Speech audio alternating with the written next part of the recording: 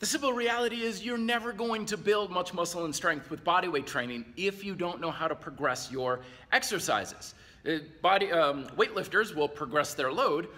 We bodyweight guys need to find ways in order to progress our techniques so they can further challenge us. It doesn't matter how hard you work or what routine you're following or what your diet looks like and stuff. If you never progress your technique, you're never going to get very far. So these next videos are going to be exploring very basic fundamental ways in which you can do that with basic calisthenics exercises. We'll be referring to my table of progressive elements. I created this. It's the cornerstone of book 2 of the Red Delta project I'm writing. Book 1 is over at Amazon right now. But these are kind of like the elements in chemistry class. We can mix and match and use them in different combinations to make your exercises work best for you. So let's explore this with push-ups today.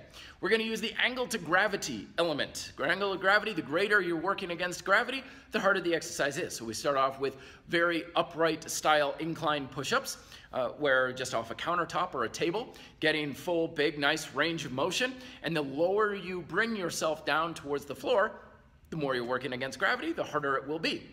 The other element you can play around with while you're doing this is the center line element. And the center line element is where you bring your hands closer, and you're basically trying to get your whole body tight towards your center line as possible. This will challenge your balance, your stability, but also excite a lot more muscle tension in your chest, your back, your triceps, your shoulders, everything that you want working with this. So you can play with that element in conjunction with the angle element as you see fit.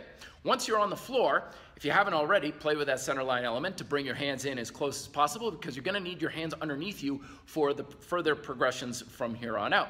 Once you can get comfortable with your hands underneath you for at least double digits push-ups, then you can start walking one arm out to the side. This makes use of your weight shifting element.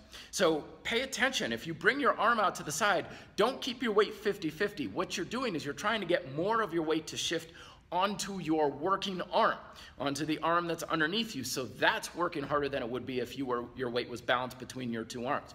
The further out that your arm goes, the more difficult the exercise is. Eventually, you can do push-ups with your arms all the way out to the side. You may need a medicine ball or suspension trainer in order to allow your arm to be out there for a full range of motion. Once you get out there, you can start to bring your arm down along your side until eventually you can do push-ups with your arm on your back and you're doing full-on one-arm push-ups.